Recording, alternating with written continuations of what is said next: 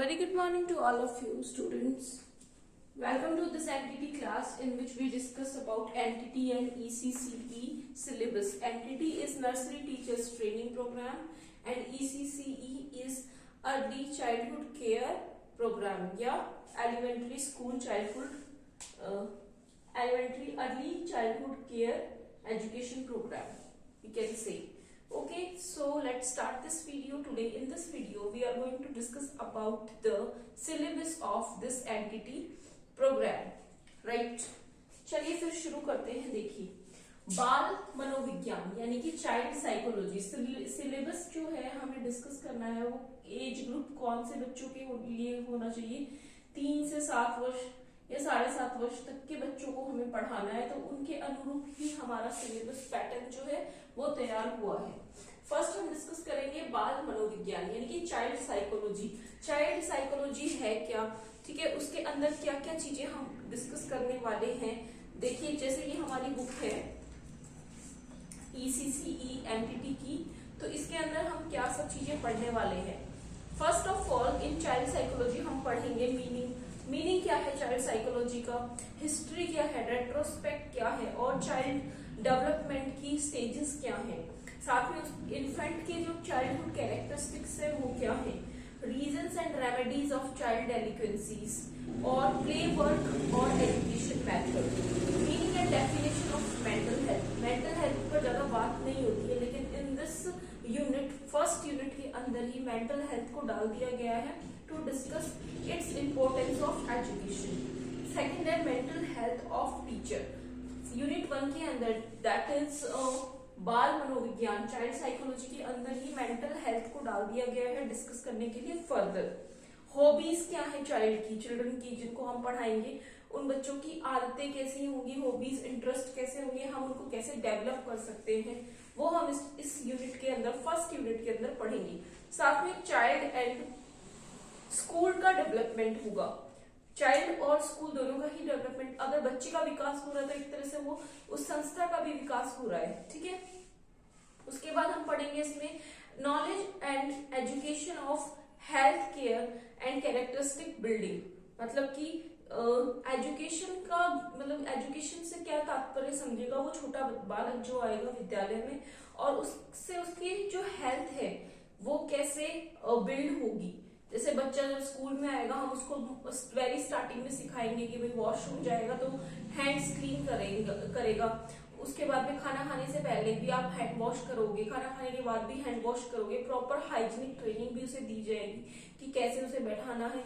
1-2 बार हो सकता है वो मतलब जो नेचर्स कॉल है क्लासरूम में ही आ जाए, तो उस सिचुएशन को आप जो टीचर है बीइंग अ टीचर कैसे उस सिचुएशन को मैनेज करेगी. तो ये सब बातें यूनिट 1 मतलब इट इज चाइल्ड साइकोलॉजी के अंदर हम पढ़ेंगे. हमारी नेक्स्ट यूनिट है बाल कल्याण एवं स्वास्थ्य यानी कि child care and health topics. Child care, सीधी सी बात ये है कि हमारा जो पूरा सिनेरियो है, पूरा का पूरा जो भी एंटिटी या ECCE का जो कोर्स है ना, वो एक बच्चे के इर्द गिर्द घूम रहा है, क्योंकि हमारा जो पाठ्यक्रम है वो ही बच्चे के इर्द गिर्द यानी कि बच्चे के चारों तरफ चक्कर लगा रहा है. तो हमें सेंटर में बच्चे को रखना है. तो सेकंड जो टॉपिक है हमारा बाल कल्याण एवं स्वास्थ्य, इसके अंदर भी हम वही बातें पढ़ेंगे कि जो बच्चे का कल्याण और स्वास्थ्य कैसे होगा, किन कारणों से, क्या चीजें हैं जो बच्चे के लिए यूजफुल है और क्या चीजें ऐसी हैं जो उसके लिए यूजफुल नहीं है. तो इसके अंदर हम फर्स्ट टॉपिक पढ़ेंगे हेल्थ केयर साइंस. हमें हेल्थ केयर साइंस के बारे में पता होना चाहिए. हेल्थ मतलब कि बच्चे को केयर कैसे प्रोवाइड करनी है. जैसे स्कूल में नया नया जब बच्चा आता है तो वो एक घर में तो अपनी मम्मी को देखता है और स्कूल में वो टीचर को देखेगा, तो उससे वो एक मदरली अफेक्शन हो जाएगा उसको. तो वो जो सिचुएशन है उसके जो मानसिक तौर पर भी उसके ऊपर जो प्रभाव पड़ेगा उस एक पर्टिकुलर टीचर का, तो that matters to him. Meaning and definition of health care. Health care की मीनिंग क्या है, मतलब उसका महत्व क्या है, मतलब क्या है और उसकी डेफिनेशन क्या है. साथ में फिजिकल एजुकेशन, जब हम केयर की हेल्थ की बात कर रहे हैं तो किसकी केयर करनी है, हेल्थ की. हेल्थ में physical health, mental health, intellectual health, emotional health, ये सारी की सारी हेल्थ इसके अंदर आ गई. नेक्स्ट है मदर एंड इन्फेंट डेथ. जो रेशियो है मदर और इन्फेंट डेथ का in India, in Rajasthan, in all over world, हम वो इसमें डिस्कस करेंगे। Problems of infant mortality and it's reasons and remedies, treatment of disease. जो मृत्यु दर है बच्चों की, शिशुओं की जो मृत्यु दर है और जो मातृ शिशु मृत्यु दर है वो कैसे कैसे बढ़ती जा रही है, या फिर हम उसको कैसे कम कर सकते हैं, या कौन सा ऐसा ट्रीटमेंट हम प्रोवाइड कर सकते हैं, वो हम चैप्टर 2 में पढ़ेंगे।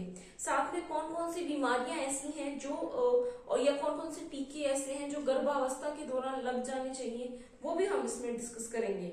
मेजर इन्फेक्शियस डिजीजेस, यानी कि कुछ ऐसी संक्रमण के द्वारा फैलने वाली बीमारियां हैं, उनके बारे में भी हम डिस्कस करेंगे, जिसमें नेम दे रखा है कॉलेरा, प्लेग, टाइफाइड, मीजल्स। अब हम एक बैलेंस डाइट क्या होती है उसके बारे में भी इसमें चर्चा करेंगे। Contents of food and vitamin, हर बार ये तो नहीं है कि विटामिन और आयरन के लिए आप गोली ही खाओगे, कुछ ऐसे जो सप्लीमेंट्स जो है वो लेने की बजाय हमें कौन कौन से फूड ग्रेन्स या फिर फ्रूट्स खाने चाहिए जो हमारी हेल्थ के लिए अच्छे हैं। साथ में एक्सरसाइज मतलब नियमित तौर पर आपको व्यायाम करने हैं। कैरेक्टरिस्टिक्स ऑफ इन्फेंसी, मतलब कौन कौन से कैरेक्टरिस्टिक्स है इन्फेंसी के, यानी कि बच्चों के। एक सेकेंड होल्ड करना, मम्मी धीरे बोलना।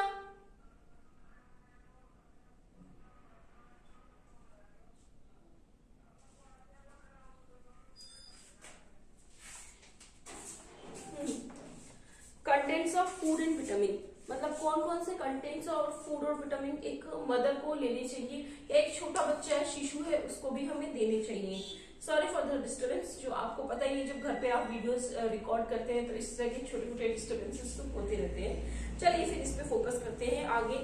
अब हम जब बैलेंस डाइट की बात कर रहे हैं तो न्यूट्रिशन की बात हो गई, फूड की बात हो गई, साथ में प्राइमरी हेल्थ की बात हो गई, और ventilation and drinking water in school के अंदर आपको आरओ वाटर अवेलेबल है या नहीं, ड्रिंकिंग वाटर की क्वालिटी कैसी है, ये सब बातें भी हम child care and hygiene topic पे पढ़ेंगे, हेल्थ टॉपिक में। नेक्स्ट हमारा पॉइंट है सोशियोलॉजिकल एंड गाइडेंस, यानी कि समाज शास्त्र एवं निर्देश, मतलब समाज के साथ में कैसे सामंजस्य स्थापित करना है विद्यार्थी को, वो भी हम इसी टॉपिक पे सीखेंगे। जैसे इसके अंदर क्या क्या पढ़ेंगे हम, meaning, definition, importance of field of sociology, sociology के अंदर क्या क्या इसकी डेफिनेशन है, इसकी क्या क्या मीनिंग है, और कैसे हम इसको अच्छे रूप में किस तौर पर किस क्षेत्र में पढ़ेंगे, वो हम इसमें सीखेंगे। कौन कौन से मेथड्स हैं, कौन कौन से ये कह सकते हैं हम तरीके हैं जिनके द्वारा हम सोशियोलॉजी को जान सकते हैं, समझ सकते हैं। मानव है वो समाज में आया है, समाज में ही उसको रहना है, तो उसके तौर तरीके, रूल्स और रेगुलेशन वो एक जनरेशन से जनरेशन को कैरी फॉरवर्ड होते हैं, तो वो हम इसमें सीखेंगे कि बच्चे को कैसे सिखाया जाना है। सोशलाइजेशन मतलब सामाजिकरण जो है उसका रीजन क्या है और उसकी मीनिंग क्या है। परिवार क्या होता है, एक प्राइमरी सोशलाइजिंग एजेंट है, मतलब परिवार जो फैमिली है वो प्राथमिक सामाजिक प्रक्रिया का एक पहला स्टेप होता है। परिवार से ही बच्चा समाज में रहने के तौर तरीके और नियम सीखना सर्वप्रथम शुरू करता है, उसके बाद उसके पड़ोस से सीखता है वो, और विद्यालय से। ठीक है, women education and status of women in India, मतलब महिलाओं की स्थिति कैसी है और एजुकेशन कैसी है इंडिया में, उसके बारे में डिस्कस करेंगे। और वुमेन्स को, जो वुमेन्स है उनको मतलब एजुकेशन मिलती भी है या नहीं मिलती, इसके बारे में हम इसमें पढ़ेंगे। अनएम्प्लॉयमेंट, देखिए ये टॉपिक बहुत इंपॉर्टेंट है अनएम्प्लॉयमेंट का, मतलब और एजुकेटेड अनएम्प्लॉयमेंट जो है, यानी कि पढ़े लिखे बेरोजगारों का जो टॉपिक है वो बहुत ज्यादा इंपॉर्टेंट है, वो भी हम इसमें डिस्कस करने वाले हैं।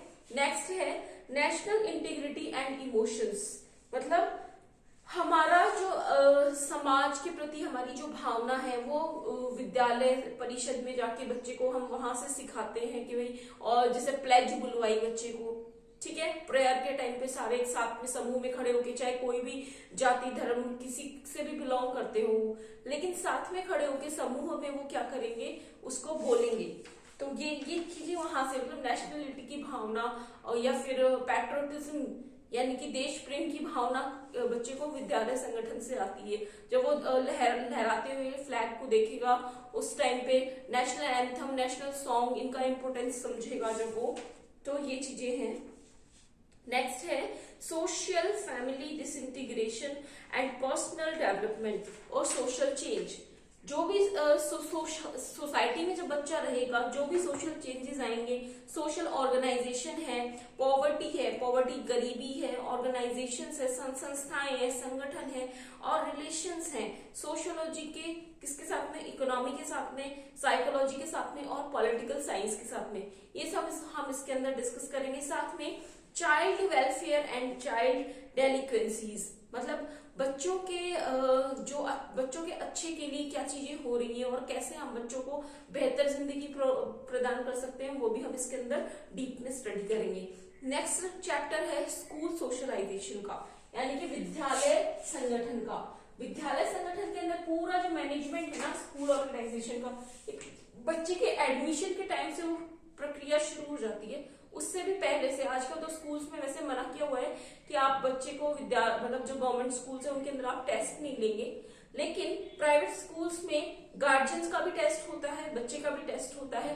तो स्कूल ऑर्गेनाइजेशन में role of school organisation, meaning of school organisation, necessity of school organization, change in school management, aims of school management, details to be, data to be maintained under, कौन कौन से data हमें रखने जरूरी होते हैं, किसके संदर्भ में, विद्यार्थी को जब एडमिशन देते हैं उस संदर्भ में।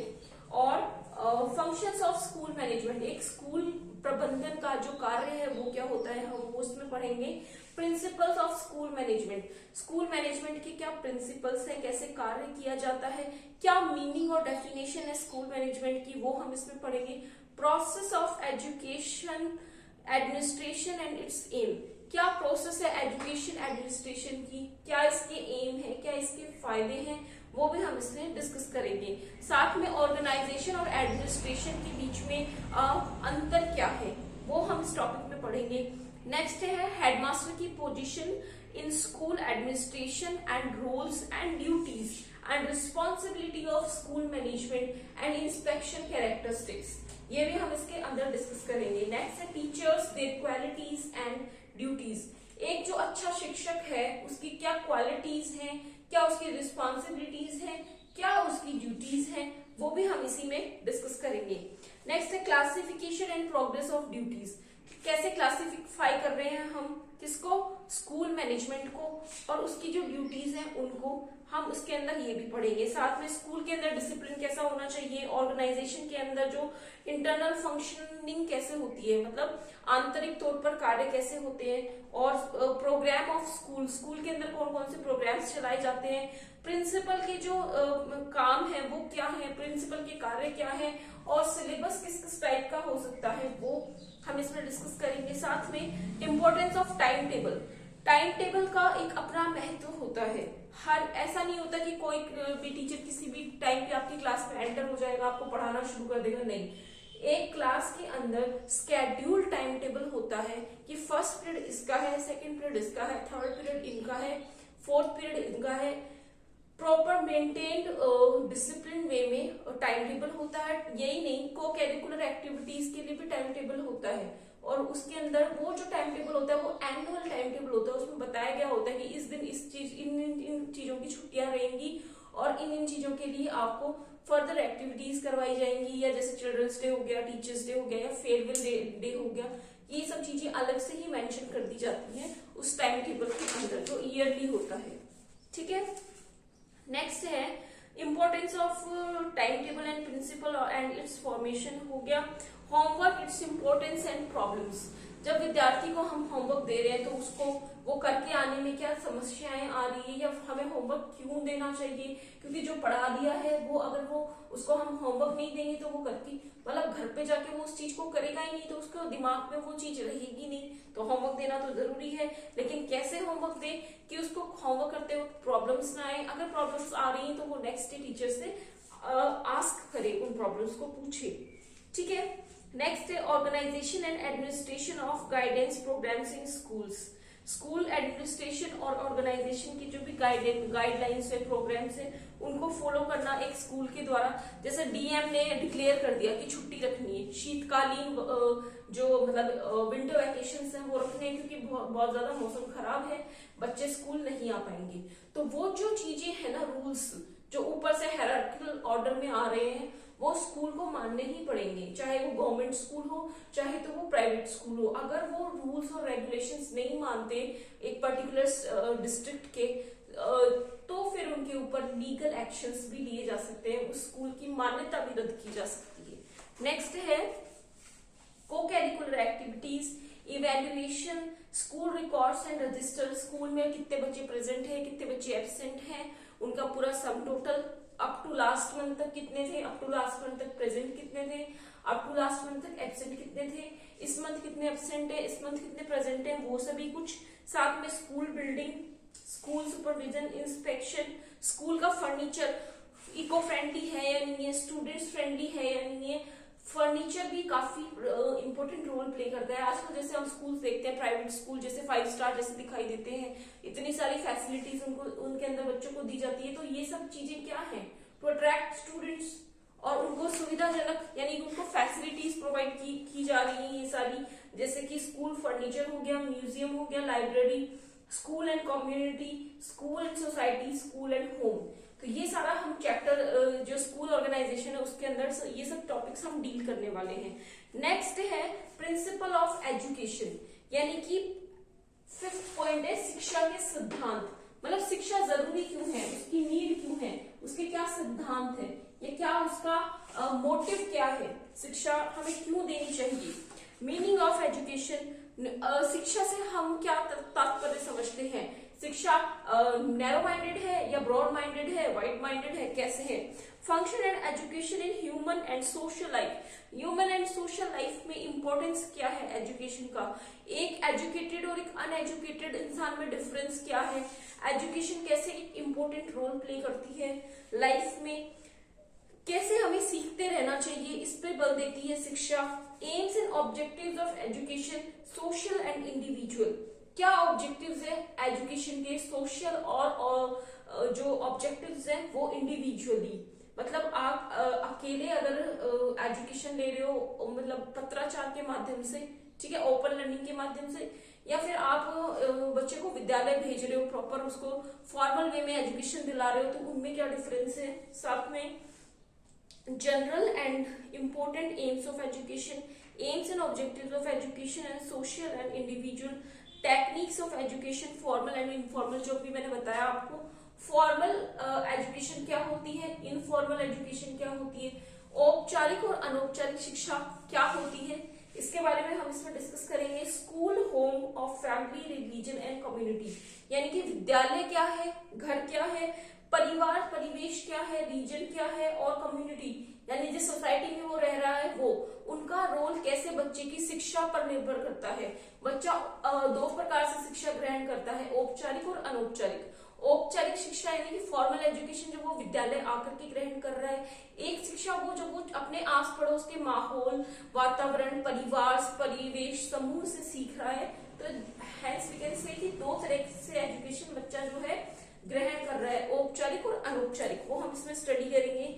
नेक्स्ट है AIIMS of education in modern India, मतलब हम कंटेम्प्रेरी इंडिया के अंदर, मॉडर्न इंडिया में, समकालीन भारत के अंदर कैसे एक मॉडर्न पेश कर रहे हैं एजुकेशन का। प्रॉब्लम्स इन एजुकेशन, पढ़ाई के दौरान कौन कौन सी दिक्कतें या समस्याएं जो हैं वो बच्चे को फेस करनी पड़ती है। नेक्स्ट है एजुकेशन फॉर नेशनल इंटीग्रेशन, अब कुछ ऐसे प्रोग्राम भी चलाए जा रहे हैं जो राष्ट्रीय एकता पर बल देते हैं, वो हम एजुकेशन के माध्यम से सीखते हैं। और इमोशनल इंटीग्रेशन की भी बात हुई है, मतलब सांवेगिक एकता की भी बात हुई है।